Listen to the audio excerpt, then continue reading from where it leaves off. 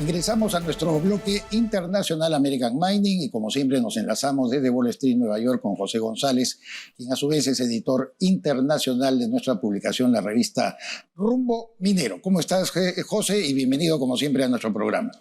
Muy bien, César, gracias. Encantado siempre de estar con ustedes. En las últimas semanas, José, se ha incrementado la cotización del precio del barril de petróleo, el barril de crudo Brent, que ha pasado, que desde inicios del año estaba cotizándose $75 barril a $90.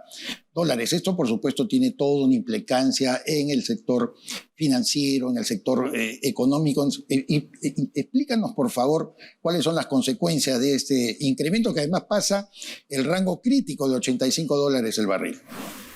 Es correcto, César. Los futuros del crudo Brent, que se mantuvieron por encima de los $90 el barril, cayeron ligeramente esta semana por debajo de ese benchmark, según Trading Economics, debido a las conversaciones de alto el fuego en curso en Gaza. Mediadores egipcios y cataríes han enfrentado, sin embargo, resistencia para poner fin al conflicto en la medida que Hamás ha rechazado una propuesta israelí que no cumplía con sus demandas. Pese a tales conversaciones en los mercados energéticos, sigue presente el riesgo de una escalada que involucre a otros países como Irán. A las tensiones geopolíticas se han sumado decisiones de Turquía, que impuso restricciones a las exportaciones de Israel, y de México, que ha anunciado nuevos recortes en las exportaciones de crudo para abastecer a sus refinerías nacionales. Según Bloomberg, la decisión de México resta producción en medio de un shock de oferta que está intensificando temores de resurgencia inflacionaria generada por las materias primas. Esta semana la inflación en los Estados Unidos al 3.5% del mes anterior está por encima de lo esperado, que era 3.4%, por encima del 3.2% del mes pasado. La agencia de noticias Bloomberg señala que las sanciones de los Estados Unidos a Rusia y las que podría reimponer a Venezuela el 18 de abril se vencen las licencias y se podrían restablecer sanciones al petróleo venezolano, además de los ataques rebeldes Houthi en el Mar Rojo y los recortes de la OPEP Plus están restringiendo la oferta, que se ha venido afectando además por problemas de producción en los Estados Unidos, Qatar e Irak, que han forzado el retiro de 1 millón de barriles diarios del mercado. Recortes en la producción de Emiratos, protestas en Libia y problemas técnicos en Sudán han contribuido también en el declive en la oferta. Según la Agencia Internacional de Energía, tales dificultades en la oferta de petróleo harían que los inventarios globales desciendan en 900,000 barriles al día. Tales recortes en la oferta a puertas del verano, la estación de mayor uso de gasolina y mejor actividad industrial de la esperada en los estados de China podrían empujar el precio del barril de Brent a más de $100 en la segunda mitad del año, el nivel más alto en los 2 últimos años. José, por otro lado, y siguiendo con la información acerca de nuestro evento Expomina del 11 al 13 de septiembre de este año, se van a llevar a cabo, aparte de los foros de Confemín, 17 foros y congresos, se van a llevar a cabo 2 conferencias magistrales. ¿Podrías darnos mayores detalles? Es así, Miguel. Tendremos 2 conferencias magistrales cuya función será enmarcar los 10 foros y 5 congresos que tendremos en Confemín. La primera versa sobre el horizonte de la minería en las Américas, aludiendo a que en el marco de la descarbonización vía la transición energética y la electromovilidad, los minerales críticos son cada vez más valiosos e indispensables, estando en la encrucijada de intereses geopolíticos, geoeconómicos y geoestratégicos en los que América Latina y Perú son ruta fundamental. Vamos a tratar de establecer el mapa, el escenario en donde esos minerales críticos son indispensables hacia el futuro y van a favorecer a la región en particular y al Perú singularmente por su producción de cobre. La segunda tocará la importancia de la minería en la historia del Perú. Según The Economist, las 2,000 millones de hectáreas de América Latina han sido una fuente vital de alimentos, combustible y metales para el planeta en los últimos 5 siglos, habiendo suplido a Europa y Estados Unidos de oro, plata, algodón, azúcar, caucho y petróleo. Y ahora poseen el potencial de convertir a la región en el superpoder de las materias primas del siglo XXI. Es lo que subraya The Economist. ¿En virtud de qué? De la transición a energías limpias que generarán décadas de demanda de los metales que se requieren para multiplicar las fuentes de energía solar y eólica, los cables para distribuirla y los vehículos eléctricos para el transporte. En ese contexto, esta conferencia persigue establecer la trascendencia de la minería en el Perú a manera de ser vértice de la reflexión en Confemín. Cada foro de Confemín contará con un líder y un panel de 4 personas conocedoras del espacio respectivo, y les iremos contando en las próximas semanas en qué consiste cada uno de los foros y los congresos que tendremos en septiembre. Sin duda cobra mucho interés también todo lo relacionado a Expomina 2024. Muchísimas gracias, José, por estar enlazado. Nos comunicamos la próxima semana. Así será, encantado, gracias. José González desde Wall Street de Nueva York, el editor internacional de nuestra publicación Rumbo Minero, cuya última edición, la del mes de abril 2024, ya puede ser adquirida por usted o acceder a ella a través de www.rumbominero.com. En esta oportunidad está todo el directorio de proveedores mineros 2024, información muy importante que usted no se puede perder. Miguel. Así es, César, es hora de dar pase al bloque de activos mineros AMSAC. Activos Mineros AMSAC es una empresa pública peruana con un gran propósito: devolver vida al planeta.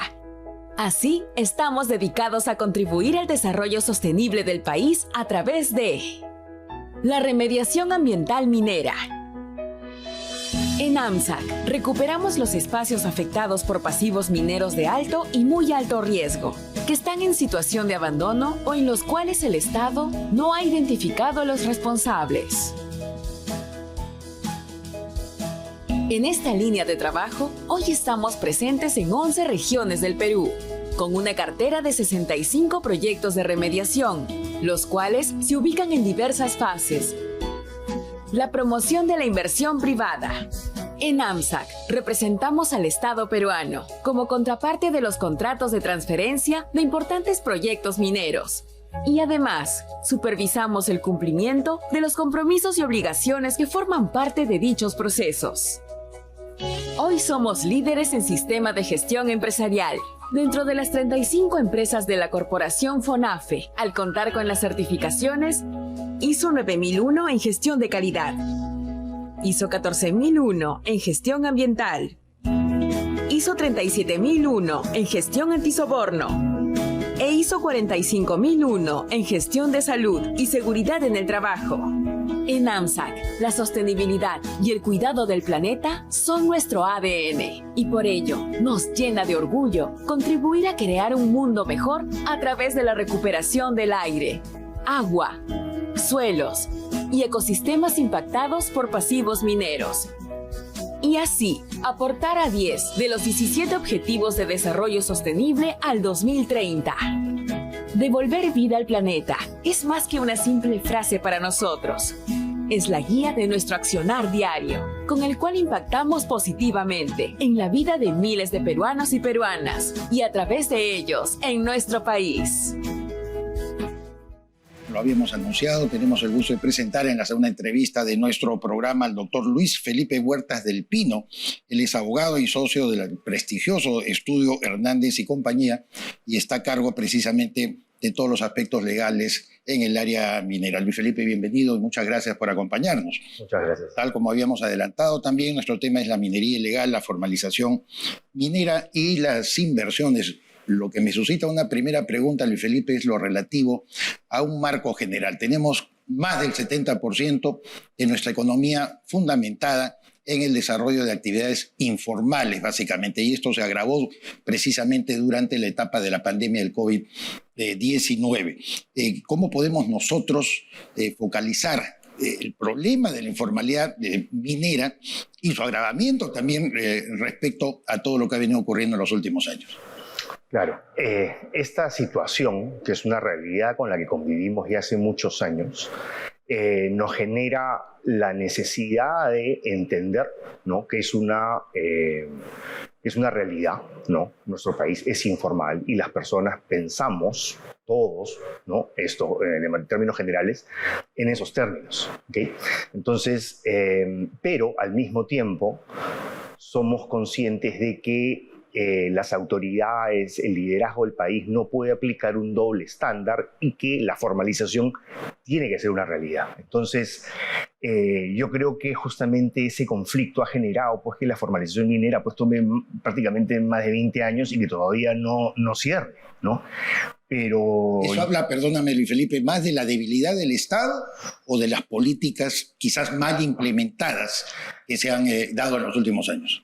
creo que de las tres cosas. O sea, creo que el Estado tiene una debilidad, eso es verdad. Hay razones para eso, no es la informalidad ciertamente, pero el Estado tiene una debilidad, ¿no? Las políticas no han sido efectivas, lo cual también es criticable, ¿no?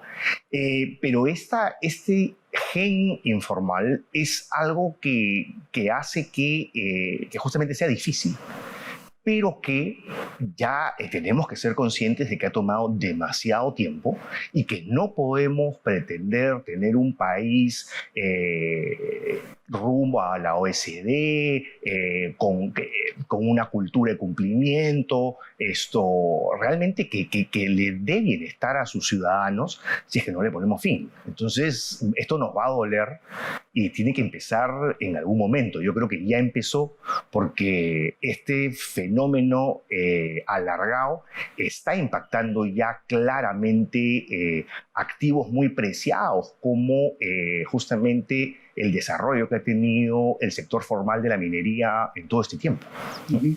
Y Felipe, bueno, hay dos términos acá que vemos, que es el tema de los mineros ilegales y los mineros informales, en los cuales existen diferencias y que obviamente han dificultado un poco identificar al gobierno quién es quién en estos grupos. ¿Puedes explicarnos con mayor detalle cuáles son las diferencias entre un minero informal y otro ilegal? Claro.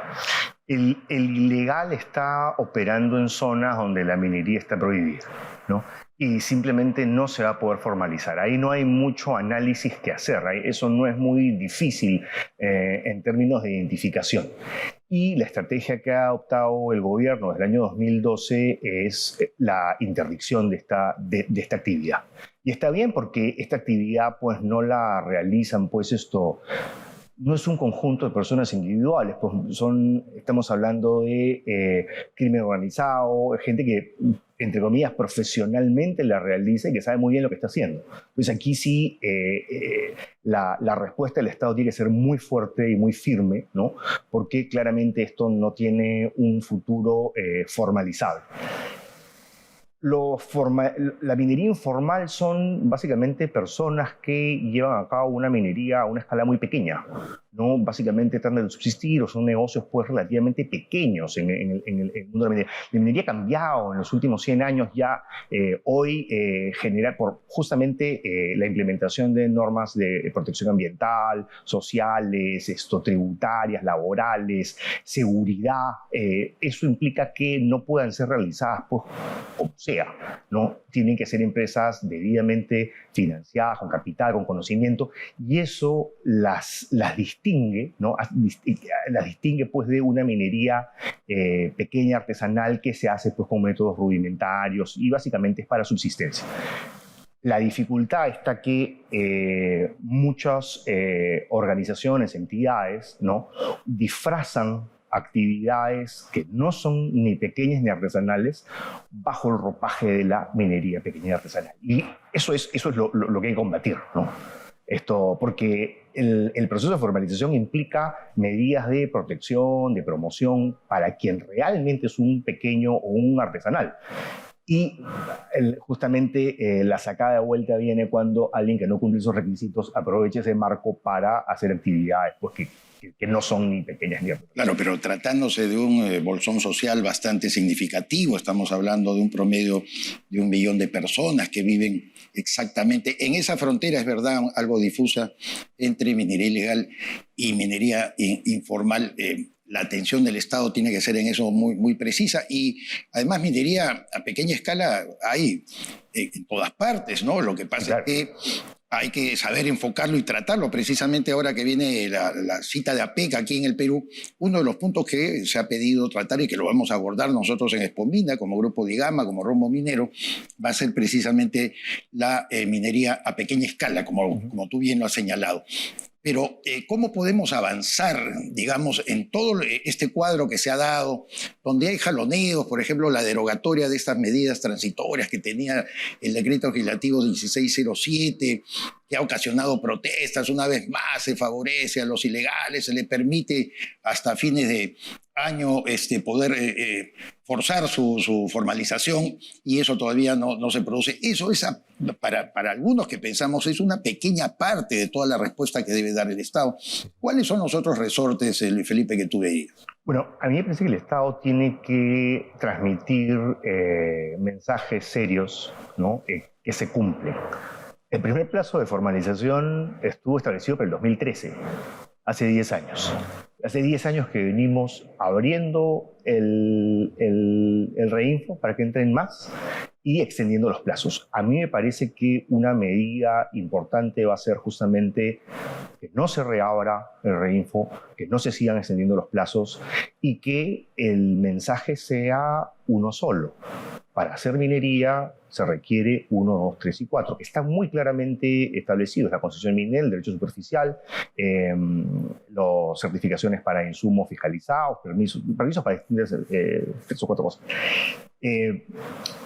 Que en verdad no es complicado obtenerlos, ¿no? Y bueno, la certificación ambiental sin duda, que no es esto complicado obtenerlos, pero que me parece a mí justamente extendiendo y ampliando sucesivamente, cuando siempre se dice que es la última vez, manda un mensaje que las personas lo entienden como que, no, sí, esto lo van a volver a abrir. No te preocupes, esto no te registres porque después lo vuelven a abrir. Hay cosas más complejas que esa. Por ejemplo, las direcciones mineras regionales. Todas las protestas que están haciendo aquellos informales que están en proceso de esta formalización va contra estas direcciones que son autónomas y que además con cada gobierno regional cambian a sus componentes, cambian el recurso humano, entonces retrasan incluso ese proceso. O sea, una de las cosas que podemos criticar es la decisión en el año los 90 o en el inicio de la década de 2000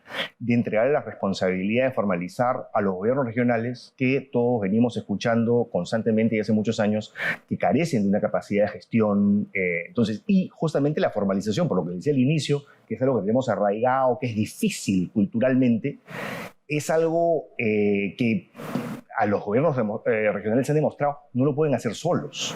Entonces, aquí me parece a mí que el gobierno central va a tener que proveer mucha asistencia. Justo en esa línea, Luis Felipe, se está planteando, el ingeniero Rómulo Mucho ha planteado de repente la posibilidad de tener una autoridad autónoma que vea todo el tema de la formalización minera y quitarle esta responsabilidad a las direcciones regionales. ¿Tú estarías de acuerdo de que una autoridad autónoma se dedique especialmente a ver todo el tema de la formalización? Creo que es un buen cambio porque necesitas una autoridad que esté pensando de una manera consistente, que tenga un presupuesto y que no sea permeable a lobbies, presiones, influencias pues, de grupos que justamente tienen como objetivo retrasar estas reformas. Felipe, muchas gracias por tus aportes. Por supuesto, siempre queda corto el tiempo para aumentar las reflexiones, pero queremos tener la gentileza de tu parte que nos visites en una próxima oportunidad. Sin duda, seguir profundizando esto. Muchas gracias. Claro que sí. El doctor Luis Felipe Huertas del Pino, del prestigioso estudio de abogados Hernández y compañía, estuvo acá con nosotros en Rumbo Minero. Damos pase a Gabriela Chicoma con más información sobre Expomina 2024. Muchas gracias. Expomina Perú, el encuentro minero más grande e importante del 2024, con 16 años de trayectoria, con la participación especial de Estados Unidos como país minero invitado. Expomina Perú es el único evento peruano certificado por el Departamento de Comercio de los Estados Unidos. No se quede fuera y forme parte de este gran evento minero. Separe su stand en Expomina Perú. Para mayor información, visite nuestra web www.expominaperú.com. Somos la central de compras de suministros industriales líder en el Perú. Contamos con 53 años de experiencia ofreciendo un servicio de abastecimiento eficiente, flexible y confiable, con una oferta de más de 1 millón de códigos en alianza con proveedores nacionales y extranjeros. Visítanos en www.efc.com.p. EFC, lo necesitas, lo hacemos. Somos Servosa, líderes en el sector de transporte y logística de carga de alta complejidad, con más de 24 años de experiencia. Nuestros logros hablan por sí mismos, impulsándonos a seguir ofreciendo un servicio con los más altos estándares internacionales. Recorremos más de 3.1 millones de kilómetros y transportamos más de 190,000 toneladas cada mes. Contamos con más de 700 camiones de flota propia, más de 2.300 colaboradores y 6 hubs logísticos a nivel nacional, los cuales avalan nuestro compromiso con la excelencia. Servosa, más de 2 décadas transportando seguridad y confianza.